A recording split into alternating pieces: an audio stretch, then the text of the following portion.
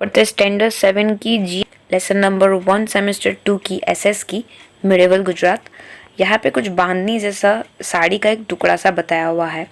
A man roam about a village streets playing a song on his Ravanhatha बोज इन violin. एक जो man है वो गली गली भटक रहा है अपने वायलिन पर गाना बजाते बजाते। The group of small childrens was also roaming along with him.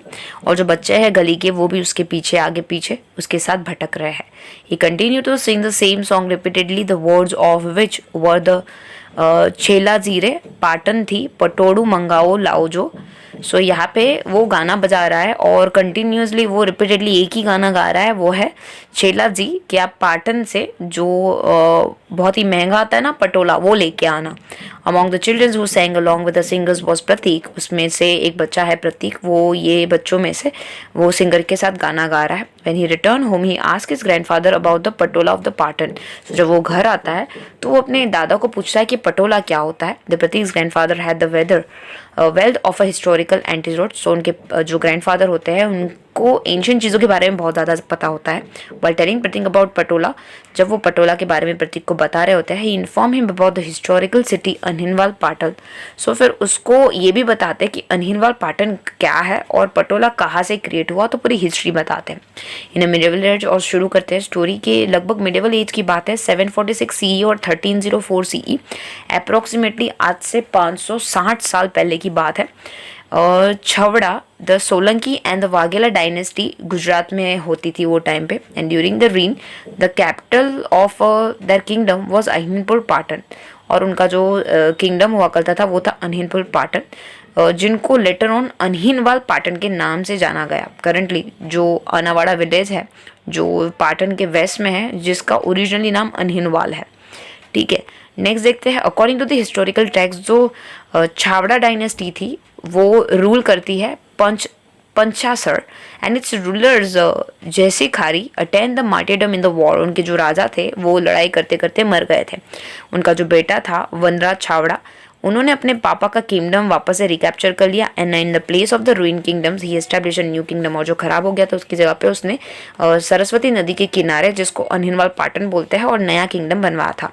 It is believe that his friend Anhil assisted him in acquiring the kingdom and hence that it was named Anhilwal Patan after him। So ऐसा भी माना जाता है कि जो राजा का friend था, बेटे का राजा का फ्रेंड का जो था, उनका नाम भी अनहिल था और राजा का राज्य वापस से हासिल करने में उनकी मदद की थी, इसीलिए भी उसके ट्रिब्यूट में वो जगह का नाम अनहिलवाल पाटन रखा गया। The Chhawra dynasty rule over the Gujarat for approximately 196 year.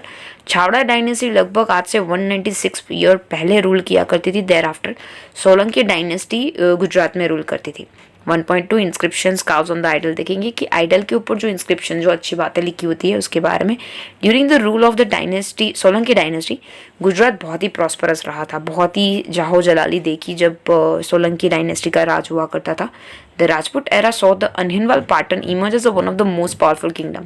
Rajput ने देखा कि वो टाइम में अनहिलवाल पाटन बहुत ही स्ट्रॉन्ग पावरफुल किंगडम में माना जाता था और धीरे धीरे उसकी पावर बढ़ रही थी। The king of the dynasty Mulraj Solanki, Bhimdev Solanki, Siddhraj Jaysinh, Kumarpal, ये कुछ अच्छे रूलर्स के नाम हैं। फेमस स्कॉलर जो थे Shri Hemachandracharya was patronise during the rule of the Siddharth Jaysinh. और सिद्धार्थ जयसिंह के टाइम में हेमाचंद्राचार्य को बहुत ज़्यादा इंपॉर्टेंस मिलती थी और वो बहुत ही फेमस स्कॉलर थे। उनके टाइम में Anhilwal Patan become the main centre of the education and was known as the Vidyadham. और अनहिलवाल पाटन को एजुकेशन का मेन सबब माना जाता था, इसीलिए उसका नाम विद्याधाम भी था।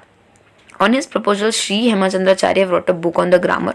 और उसके बाद हेमाचंद्राचार्य ने ग्रामर के ऊपर बुक लिखी जो था सिद्धहेम शब्दानुशासन। इनके ये कंप्लीशन के बाद the book was place on the seat tied on the elephant and the procession was carried out throughout the city. और फिर हाथी के ऊपर रखा गया बुक और ये पूरी सिटी में प्रदर्शन के लिए प्रोसेशन हुआ था। जो किंग थे सिद्धराज जयसिंह और जो कंपोजर थे हेमाचंद्राचार्य, ये प्रोसेशंस चलते चलते कंप्लीट किया। It was first time the literary text was given such enormous respect. और पहली बारी किसी लिटरेचर को, किसी लिखी हुई चीज़ को इतनी रिस्पेक्ट दी गई। The prosperity of Gujarat reach in the apex during the reign of the Kumarpal. Kumarpal के टाइम में गुजरात की जो प्रॉस्पेरिटी थी, नाम शाम और सब चीज़ें थी, बहुत ही ऊपर पहुंची थी। At this time the amalgamation of the non violence property education was notice Anhilwal Patan. और यहाँ पे मारा मारी नहीं होती थी, नॉन वायलेंस चल रहा था, प्रॉस्पेरिटी बहुत ज़्यादा थी और एजुकेशंस भी बहुत अच्छा माना जाता था वो टाइम पे।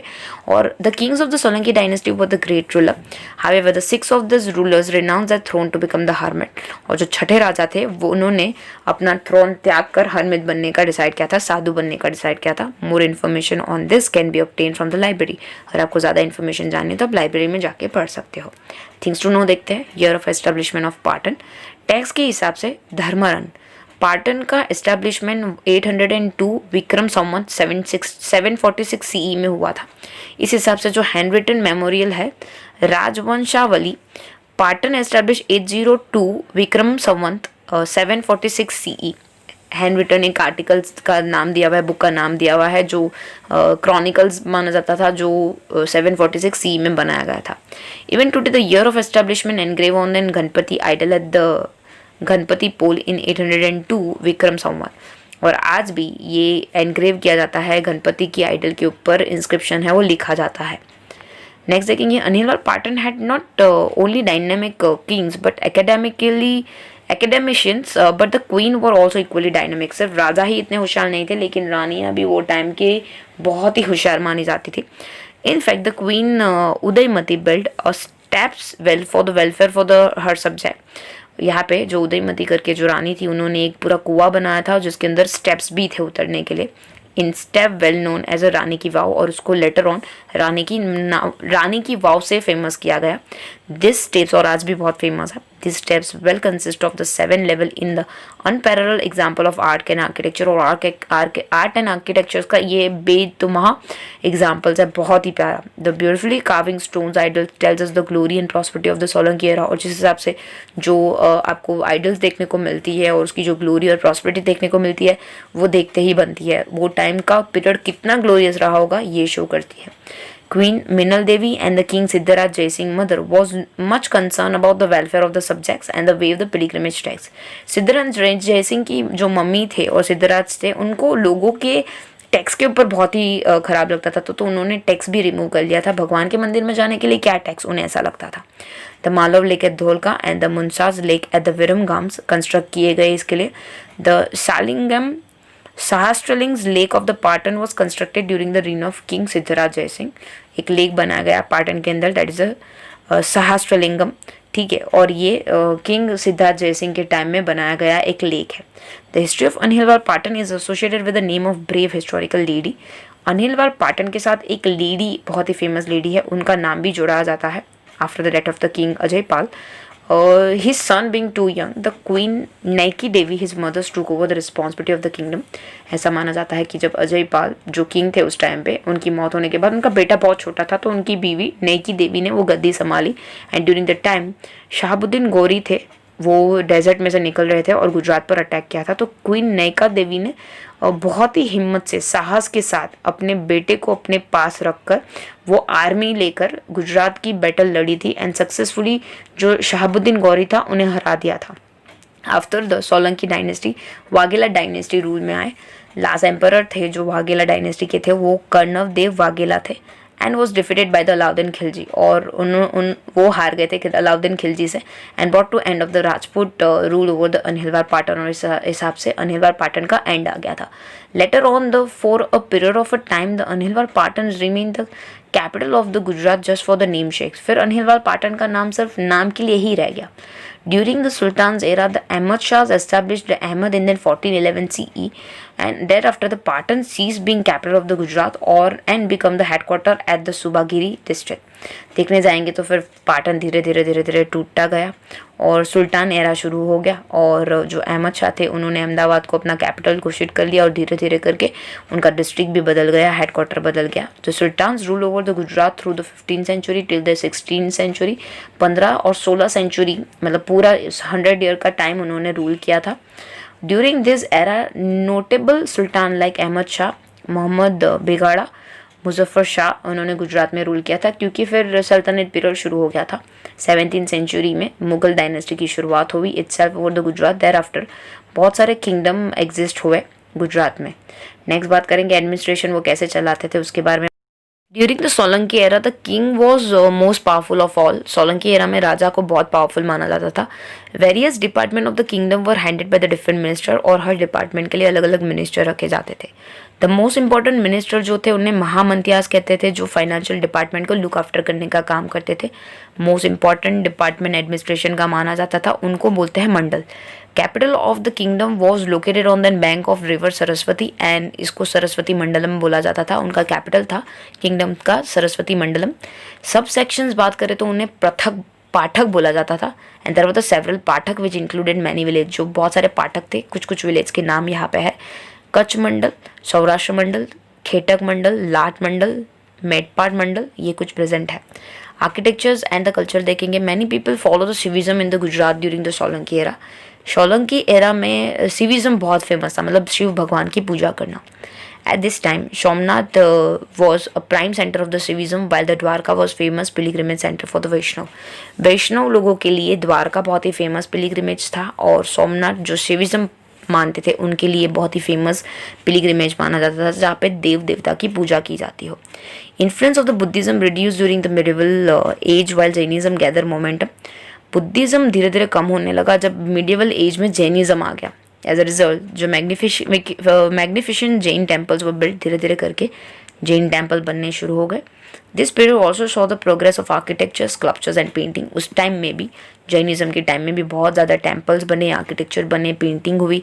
Architecture of this time exhibited the Rajasthani style of temple carving, और उस टाइम में राजस्थानी स्टाइल में टेम्पल का कार्विंग होता था। द सन टेम्पल जो मोढेरा में है, और विमला वासाही टेम्पल है जो आबू में है। 11वीं सेंचुरी में रुद्र महालया टेम्पल, ये कुछ टेम्पल्स के नाम हैं। जो सोमनाथ टेम्पल भी 12वीं सेंचुरी में बनाया गया था। 13वीं century saw the construction of the Dilwara temple at the mount Abu which attain the prominent place in the architecture splendour of the India. 13वीं सेंचुरी के अंदर भी दिलवारा टेम्पल बनाया गया था माउंट आबू में। वो एक आर्किटेक्चरिंग का एक बेनतहा बहुत ही खूबसूरत सा एक कंस्ट्रक्शन है।